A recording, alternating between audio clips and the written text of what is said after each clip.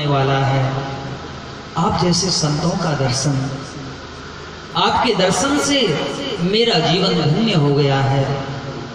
हे महाराज, आपको जिसके दर्शन हुए हैं उसे परमात्मा के दर्शन अवश्य हुए हैं, उसे परमात्मा का साक्षात्कार अवश्य हुआ है। प्रभु, आपकी ऐसी महिमा है, आपकी ऐसी लीला है।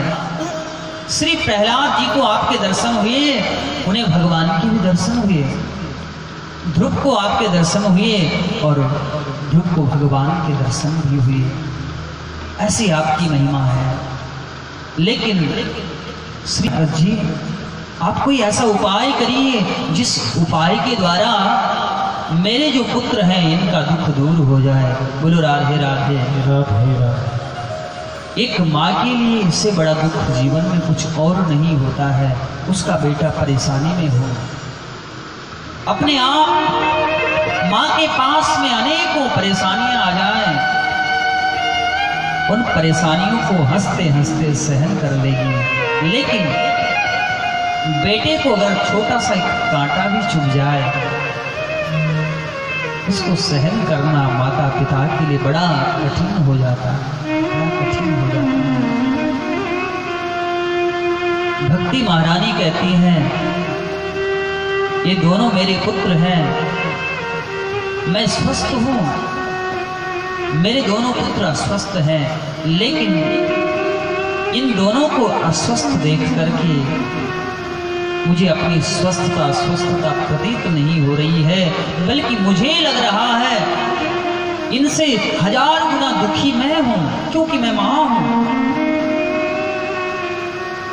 श्री नारद जी कहते हैं, हे भक्ति महारानी, आप चिंता न करें, आपका जो दुख है वो अवश्य दूर होगा।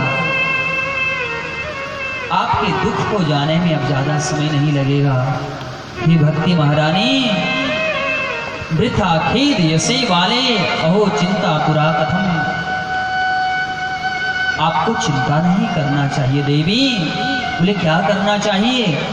बोले भगवान के चरणों का स्मरण करना चाहिए, भगवान के चरणों का चिंतन करना चाहिए। श्री भक्ति महारानी कहती हैं, क्या भगवान के चरणों के चिंतन से दुख दूर हो जाएगा?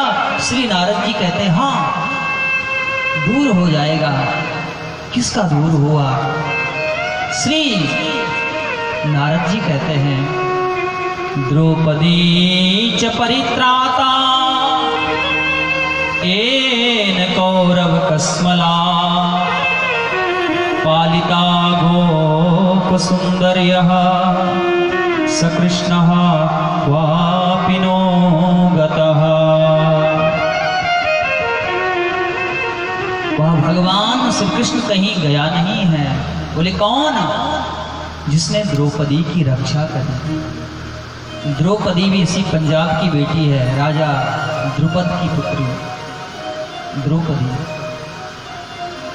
द्रौपदी को भरी सभा में केस पकड़ के, बाल पकड़ करके लाया। बोलो राधे राधे राधे राधे। बड़ा ही भावुक प्रसंग है, बड़े प्रेम और भाव के साथ में आप सभी लोग श्रवण करें।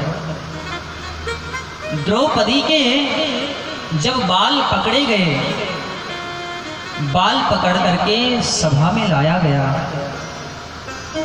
द्रौपदी देखती है चारों तरफ, भीष्म पितामह बैठे हैं, द्रोणाचार्य बैठे हैं, इनसे अपनी रक्षा के लिए कहती हैं, लेकिन सब अपना सिर नीचे कर लेते हैं, क्योंकि सभी दुर्योधन के राज्य में रहते हैं।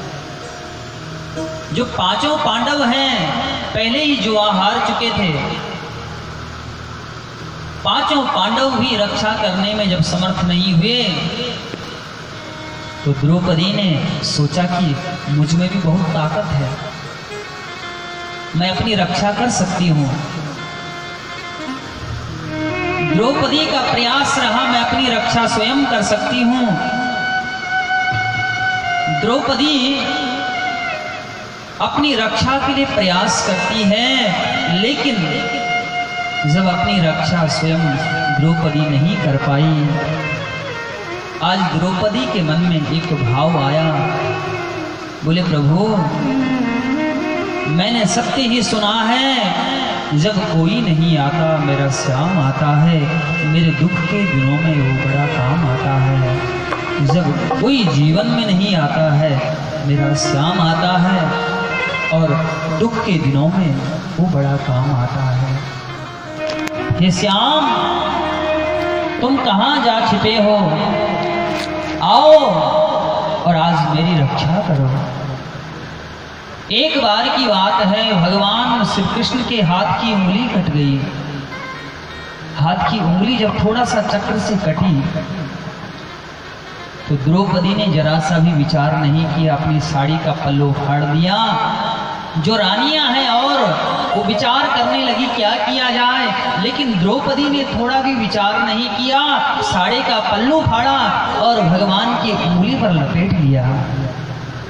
भगवान श्री कृष्ण ने कहा द्रौपदी आज से मैं तुम्हें अपना नाम देता हूँ, मेरा नाम है कृष्ण और तुम्हें लोग कहेंगे कृष्णा। द्रौपदी का एक नाम कृष्णा भी है।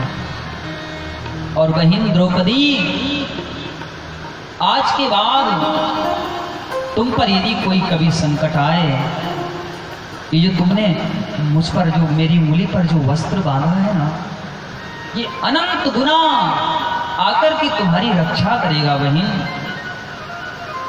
क्योंकि तुम्हारा हृदय बड़ा उदार है, बहुत बड़ा तुम्हारा हृदय है। आज वही जो द्रौपदी ने प्रभु पर जो उंगली, प्रभु के हाथ पर जो कपड़ा बांधा है, वही उपकार में मिल रहा है। आज द्रौपदी पुकार लगाती है, हे भैया, हे श्री कृष्ण आप कहाँ जा छिपे हो, आप कहाँ हैं, आइए और मेरी रक्षा करिए।